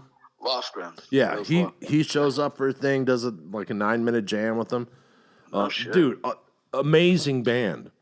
And I didn't know, because Little Steven just came out with the book. I didn't know that he co-produced Born in the USA. Oh yeah, I know he was heavy with Bruce back in the day. Yeah. First, I mean, I knew he was the guy, but I didn't know he was the guy. I guess I probably didn't either, to be honest. You know what I mean? I just figured he was, okay, so you got, Jagger and Richards, you got Eddie and Dave, and you got Bruce and Little Steven, Yeah. But Little Steven joined the band after Bruce was recording, and he got the gig because Bruce came in and goes, hey, why don't you come in and let me know what you think about my new album? So, he comes in and he's like, Bruce, this isn't no good. Yeah, this sucks. Yeah, Bruce that's blows. basically that's what he said. He said this sucks, and he's like, what? So yeah. So basically, he came in and he's been the arranger and da da da da. But dude, he's amazing. His podcast and radio show is really good. Little Stevie's Underground. Oh damn! I'll have to check it out. I didn't know about it. Yeah, man, he's just he is. The professor of rock, even though Neil Peart kind of had the professor vibe going. But, dude, Little Steven, I mean, when he joined Springsteen, he was literally at that same level. He was with the, what was the name of their? He was with another band that was just as big as Bruce in the area. Wow. You know what I mean? Hey, speaking of podcasts, are you familiar with Craig Garber's Everyone Loves Guitar podcast? I am not. You should check it out, man. It's fantastic. Yeah. Hundreds of episodes, but, a lot of great players, and he's really a good interviewer. Asks a lot of them ask the same questions. This guy goes like deeper, man, and it's just it's good stuff. So check that out. Yeah, it's on Apple Podcasts. Yeah. I've seen a few interviewers lately, some young guys, and they're totally not going with the staple of yeah. And people are like actually appreciate it because they answered the same 5 fucking questions, man. Yeah, and this guy, Craig Garber, he's his background is in business, but he's our age, right. And he does a great job, man. He's got and just a killer killer array of hosts. Yeah. I've been guests. I'm sorry. You know what? One question I'd love for someone to ask anyone. It could be an actor, musician, politician, whatever. It'd actually be funnier if it was a politician. You want to know what the question is? Lay it on me. So, do you courtesy flush? Totally. Or are you a wolf? Are you a wolf baiter? Hey, those fucking politicians probably leave floaters, man. That's what I'm saying. They probably shit in the sink. Yeah, no doubt. Oh, let the common man get to that. Dude, our fucking political system's a fucking cesspool, man. Oh, yeah. They're all. This country, we won't go into it, but I'm just, I'm astounded. They're all, yeah. Yeah, it's dirty business. It's very dirty. They all need to be disposed. I like dirty stuff, but not my politics. Right. Here's the thing. It's so corrupt. And basically it's come down to what fucking crime family are you for? And how insane can you get over fighting for someone who's the populace, committing multiple crimes and fucking you in the ass? Class? Just what are we using today? Stop already, And most of these people complaining, I don't like to get into politics on podcasts, but most of the people complaining are people who acted against the way they're outraged at. So if you were a shitty person growing up, that's what you're pissed off at because you have some guilt going on. Don't lay that shit on the people that weren't. Right. Like our group of people and most of the people in our generation, we don't give a shit. Hey, whatever. Do your thing. You're gay? Right on. You're a lesbian? Whatever, right on. Whatever you're into, man. Hey, who cares? We don't care. Like, hey, I'm black. I'm like, we know. Yeah, and? You want a beer? Yeah. Next? Yeah, what? Let's party. I'll Stop. party with anybody. Yeah, and a lot of it is so, contrived and just ignorant. Yeah. Well, but that's what music's for, an escape from the bullshit. Escape. And I've been like so, since all this bullshit, I've been like so getting like hard down with my old stuff and just, right, back to basics, what turns me on, all that shit. Right. Mm-hmm. Yeah, I know you like midget porn. But, it's really been interesting, looking into all these 70s songs because, we're doing that project for the... don't change the subject. Let's go back to midget porn. Okay. I know this will be short. Are you going to tie it in? I mean, can you tie it into midget porn somehow? Let's see. How can we'll table that for the next podcast. Tyrion. Yeah. No, I think, midgets got the short end of the stick, if you ask me. They did. Well, I'm only 5'6", so it's a dominant thing with me that I'm like taller than somebody. I mean, dude, if I were you and I had the beard like you, dude, I would walk around dressed like a fucking garden gnome. I should. Dude, fuck with hat, man. Dude, can you imagine just fucking with people and acting like nothing's different? A red pointed hat on. Dude, and act like nothing is wrong. Yeah, like they're fucked up. Hey, how you doing? How's your lawn? Dude, you gotta admit I can grow a fucking beard, dude. Yeah, you got an epic beard. Yeah. I can't do much in this world, but I can grow a damn beard. Me and my brother, what you should do is comb it over to your head. Yeah. I love being bald, man. There's a dude at work tries to fuck with me about being bald. Oh, I love being bald too, yeah. I'm like, dude, you're preaching to the choir, man. I'm like, I told him, I said, dude, I got more pussy when I started shaving my head than hair, man. I said, maybe wish I started shaving my head at 14. What Jason means is that he got some. Yeah, that's all that matters. I was totally bummed out when I started losing my hair, and a lot of it was jump started by I had liquid nitrogen poured on my head in an industrial accident on a film set in Toronto, Canada. Oh, damn. So I had freeze burn. Basically, I lost some hair and shit. I mean, when you looked at my shaved head, and you can see the scars from it. And so that kind of kicked it in, So you kind of look like Gizmo and the Gremlins when they dropped him in the water or something like that? Yeah. No, I didn't look like, what's his name from Rocky Horror or anything. But no, they literally had to tackle me because I was running and I had smoked. They had poured a gallon of liquid nitrogen on my head. Oh, I mean, I'm not trying to make light of it. Well, no, it was, whatever. I'm here. But, so. I love you, man. Absolutely. So then when I, basically when I started, my sister got leukemia and then I shaved my head. So I figured if I take my hair off, she can keep hers. And I was balding anyway. And luckily I have a nice shaped noggin. But oh my God. It's very sexy, man. I gotta tell you. Well, thank you, buddy. Yeah. So after I did that, like every day I would I'm an atheist, so I don't pray. I'd be like, thank you, Michael Jordan. For me.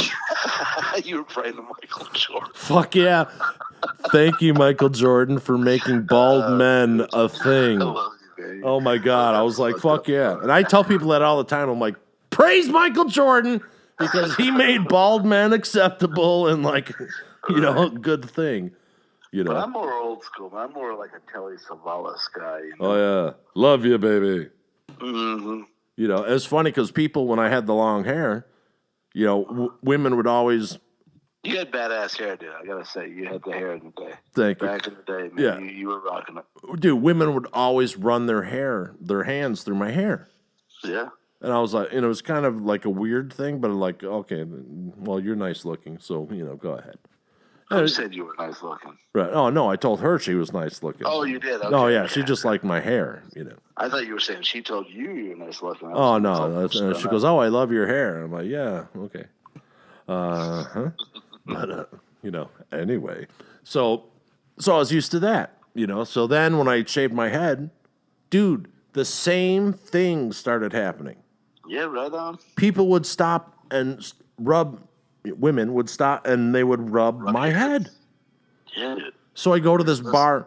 One time. We're kind of having a semi-high school reunion-y thing for the partiers. Mm-hmm. And so we start at this one place, and that place closes. And my buddy's uncle owns the bar down the street that's open till 2 a.m. So we go down there, or 1 a.m., whatever it is. So we go down there, and it's a shithole. It's like an old house, half, And it's called the Squirrel Cage. Yeah. It's the best place. Yeah, it's called the Squirrel Cage.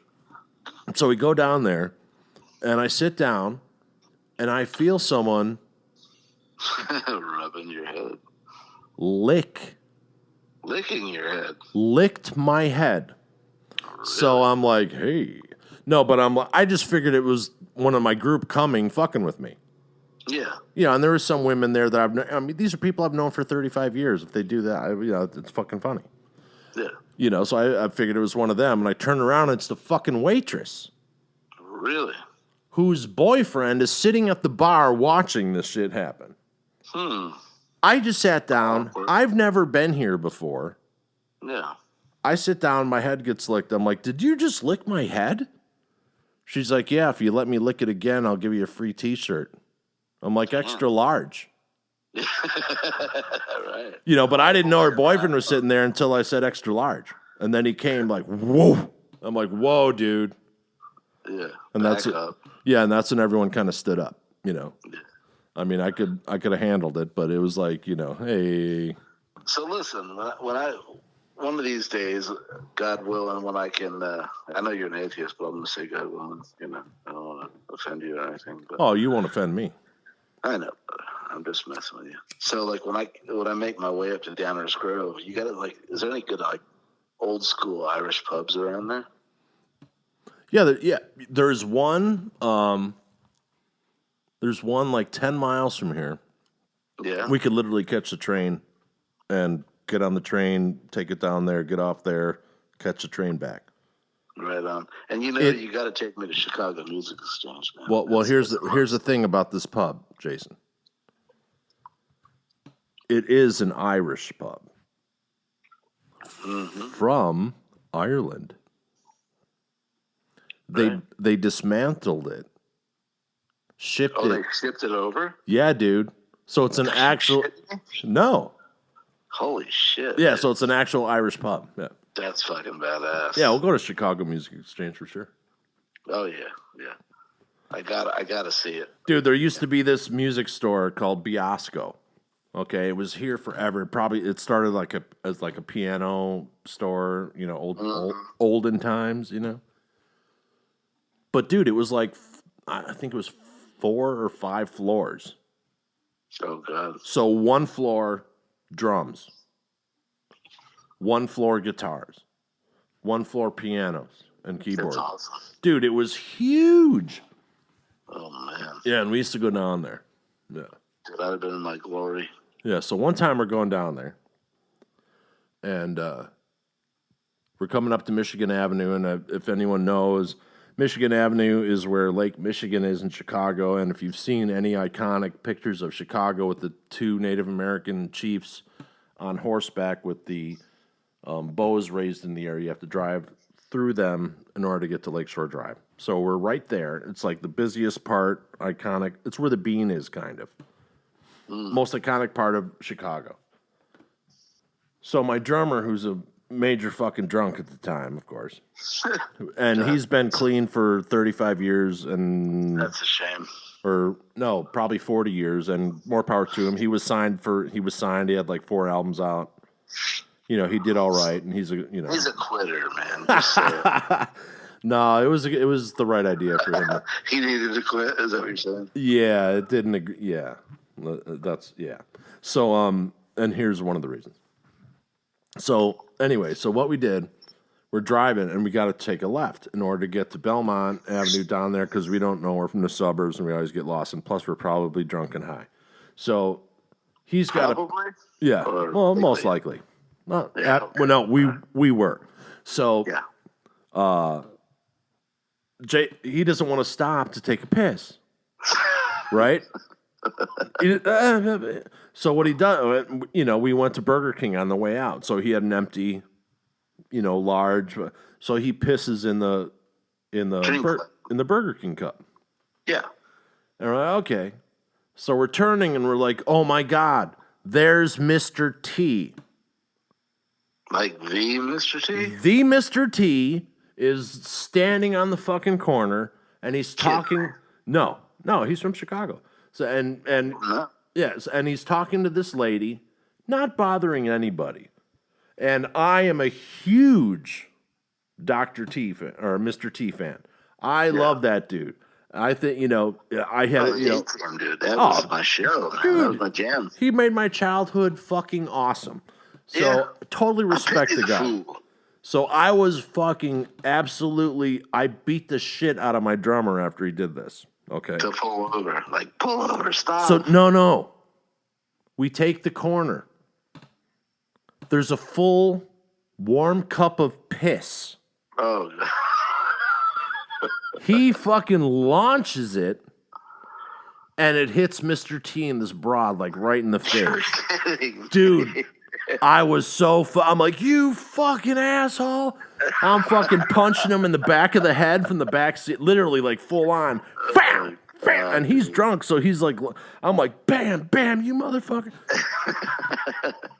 One, we're going to get arrested. I don't want to be the guy labeled as fucking throwing. Desecrated Mr. T. I'm like, dude, are you crazy? So what's funny is later on in life, after I ran into you, and I had my back surgery and everything, and I'm in Santa Monica and working for the software company, and every day I would go into this little bodega and get my sandwich and drink and blah blah blah. Yeah. Well, Mr. T was getting cancer treatment. Damn. In the area, and so he didn't have his beard and everything or his gold chain, and he was there every day at the same time. So I actually became friends with Mr. T. No shit. And it was the coolest thing because I'm like, hey man, I'm from Chicago. And he's like, so every time I'd see him, he'd go, Chicago.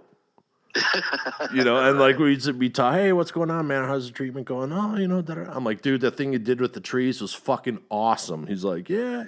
Because he, like, basically, something happened. Someone reported him for some bullshit fucking thing because he's Mr. T and he's black. Yeah. Some fucking cunt. And, some Charon. Yeah. So he fucking cuts down. He had, like, I don't know, like 75 trees on his property, and he cut them all down. He did. Yeah, it's like a fucking in oak forest, which is meant, oak forest means you're known for your trees.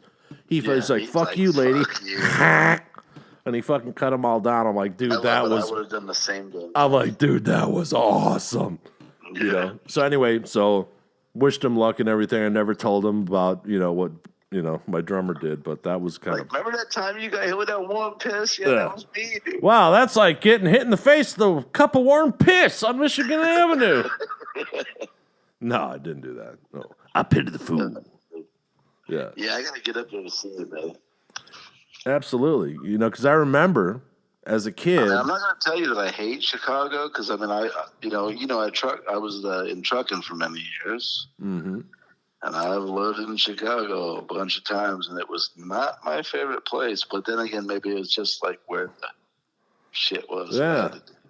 Right. That's funny. Like I only heard from you. I was in Gary a lot. Gary's not a very nice town. Oh, dude. Oh my God. So one time we're doing this. Okay. So I have two funny stories about Gary, Indiana. So we had my cousin and I had the maintenance contracts for all the White Hen pantries. I mentioned them earlier. That are kind of like 7-Elevens in the Midwest and in the Boston area. 180 stores that we're responsible for all the maintenance. So we do tile floors, countertops, ceiling tiles, soda machine, candy rack. It was like 20 of the same things. Your menu was, if you're going there, it's one of 20 things that you're going to fucking do. So anyway, so we go there and we have to get some shit at Home Depot. So we shut down the truck. Boom. We're at Home Depot and we're getting some supplies. We're walking away from our truck and there's this car that circles the van. And we're looking, they're like, what the fuck? Well, that's weird. So then we get back. All our tools are gone. Yeah. Fucking stole all our tools, right? So then we have to go and we have to we get this thing for a drive-through. Now, what happens? You'd be surprised how many people drive through the front of a store. It's not like a rare occurrence. Right. It happens all the fucking time. You wouldn't think so, but yeah. So that was part of that was a really good gig when someone drove through because you got countertops, tiles, doors. When it was a good job. So we're like, okay, so we have to go out there. It's in Gary, Indiana, so we either got to stay in a hotel or drive an hour and a half back. And we're like, okay, yeah, so blah blah blah. So we drive back and forth and pain in the ass. So it's 2 weeks of this shit, right? Mm-hmm. And we literally, when we go to the van, because the crime in that neighborhood was very intense. Mm-hmm. And I had 2 altercations in the 2 weeks that I worked there. And you literally had to go to the van with your hammer out. Right. Because you couldn't carry a gun. It was fucked up. It was bad. This is like during the start of the crack epidemic. Sure. So things changed very quickly because usually city behavior is a certain, there's a certain way of doing things. Yeah. If you're going to get mugged, you stand down and say, hey, don't want any problem. Here's your money. Doom. People weren't just shooting people. Yeah. And that's when that all started. So we were very aware of that. Yeah. So then we finished with this fucking job, right? Because some lady had basically what she did is she went to step on the brake and she pressed the gas and fucking went through, luckily no one got killed because someone would have on that one. And I get home at 11:30 at night after we finish the job and the phone rings.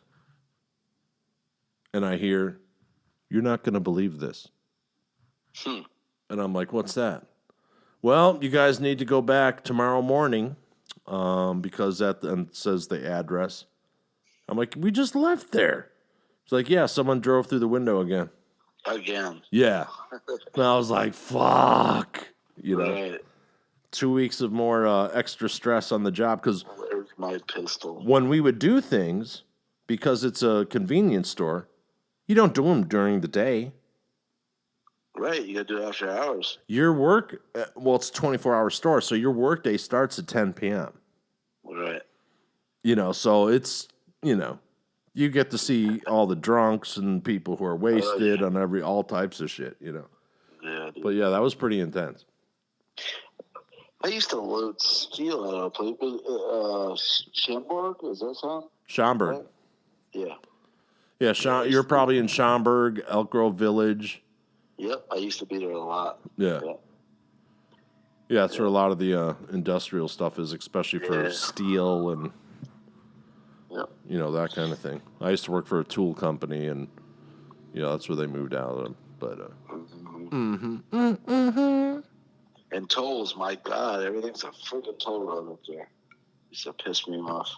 Oh, yeah, when they started that in 1970, like, well, the toll road will be paid off in 5 years, so you only have to pay that 10-cent toll for the next 5 years. Unless you're driving a Peterbilt with a 53-foot trailer. Dude, here's what happened. Our tolls were expensive So, up there. Illinois is so fucking corrupt.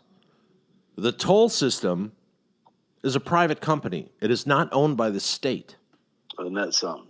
That is fucked up. So they sold this over. Whatever, they leased it out, however you want to phrase it, whatever, you know. I'm not a fucking lawyer. So like tolls were 90 cents. Okay? Yeah. Then one day their board gets together, 12 people that the state has not elected. They're like, you know what? We're doubling our fucking tolls. If you pay cash, you can get it for 90 cents. If you don't want to pay cash, it's $1. No, I'm sorry. If you don't get the transponder, right, it's $1.80. If you get the transponder, it's 90 cents. So I was like, fuck you, not getting it. I will pay cash. Fuck off. Because they wanted like $50, $25 to $50 in advance. Right. And when that runs out, they deduct another $50 from your bank account. I'm like, fuck you. Mm-hmm. Why should I pay $50 for the first fucking toll? Oh, yeah. To a private company. So then it gets worse. So, let's see. How do I be diplomatic about this? Right. Politically correct. Someone borrows my car because their car's in the shop. Yeah. And has the opinion of fuck the tolls completely. Right. Well, what they do is they take a photo of your license plate. So you got a bill in the mail. Oh, no. So I have a car full of product and gift certificates and fucking paintings and shit from the Blackhawks, and I'm delivering it to, I probably shouldn't mention their name. A healthcare related, spinal cord related nonprofit that I was part of the board. Yeah. So we're doing this for a fundraiser, so I have all the shit in my car. And I get pulled over. I haven't gotten pulled over. I haven't had a ticket in 17 years at this point. Right. You know me, I don't like to deal with the police if I don't have to. So I get pulled over, and I'm like, what the fuck? You know, is there a light out or something? He's like, sir, step out of the car. I'm like, what? Okay. I'm like, dude, am I getting arrested? Because if so, my son's getting out of school, and you have to let me call my mom so he can pick her up so he's not waiting there at kindergarten. He's like, make the phone call. I'm like, son of a bitch. I'm like, you know, I didn't have any court dates that I flaked on or anything like that. I'm like, you know, I may be a hellraiser, but I had nothing going on, you know. I'm like, because I never do. And I'm like, I'm fucking perplexed. And I'm like, what the fuck is going on? Right? So, boom, call my mom, this, that, and the other. I'm like, hey, don't tow my car. I'll be back to pick it up later. He's like, no, we got to tow the car. I'm like, fuck. You know, it's full of stuff that I'm bringing. You know, I'm like, God damn it. I'm like, hopefully it doesn't get broken into and all that shit gets stolen, you know, so I'm worried about that. Mm-hmm. And he's like, yeah, I have, can you put your hands behind your, I'm like, dude, are you kidding me? He's like, no. I'm like, what is this even for? He goes, tolls. I'm like, what?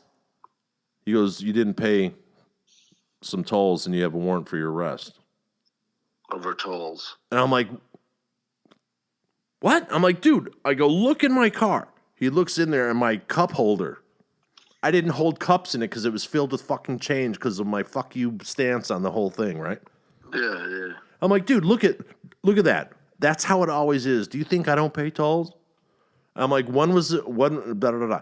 So, I wasn't being a dick to the cop, and I'm like, man, I said I got all this stuff, my son, this, that, and the other, and he's like, I'm not supposed to do this, but I'm going to show you what happened. I'm like, okay. He goes, here's the tolls. It was from this state to this state. And I'm like, wait a minute. I'm like, dude, I was out of town. Someone else was using my car. He goes, that doesn't matter. You're still responsible. I'm like, okay, how many tolls did I miss? Okay, this cost me at the end of the day, Jason, this cost me $987. What? Holy shit. Do you know how many tolls it was? Oh, my God. I don't even know. 5. 5 tolls. 5 tolls at 90 cents a piece. Oh, my God. What's the math on that? 5 times 90. $4.50. They towed my fucking car. I got arrested, had to go to court, had to pay the fine, had to pay the tow bill, had to pay the fucking storage. And when I call the person that did this to me, they laughed. I thought it was funny. Oh, that was an ass whooping. Wow, dude, I was so fucking pissed. Yeah. But yeah. Same person wound up doing it to someone else, and it ended differently. But okay, well, good. It was just I just couldn't believe that a private corporation could suspend my license and have me arrested and my car impounded. Right. For $4.50. Are you fucking kidding me? All right. That's crazy. I'm telling you. I mean, I used to avoid it, man. Like when I was going to Wisconsin, I would like drive to Peoria. Yeah. And then just go north on, what is that, 39? Maybe. Yeah. I would just I'm skipping Chicago, man. I'm going west. Well, shit, I didn't know you're out here that much, fucker. Oh, dude, I've been everywhere, man. A million times. Nice. I lived on the road, 2 the million road miles, man.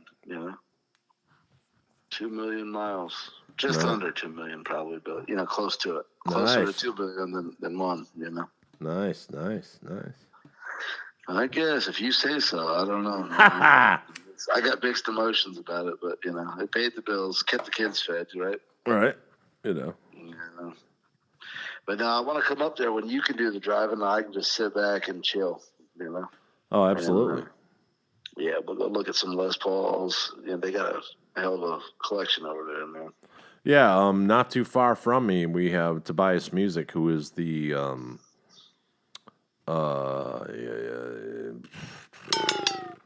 shit. He is the you there? Yeah, I'm here. Name some acoustic brands. Taylor, yeah, he's the number one. He's the number one nationwide seller of Taylor. Oh, right on. Yeah, and this dude's like 80 years old, maybe older. He's had the store for like fucking 50 years. His son is now running it. He's the the best. If your guitar's fucked up, he's the mechanic to take it to. Yeah.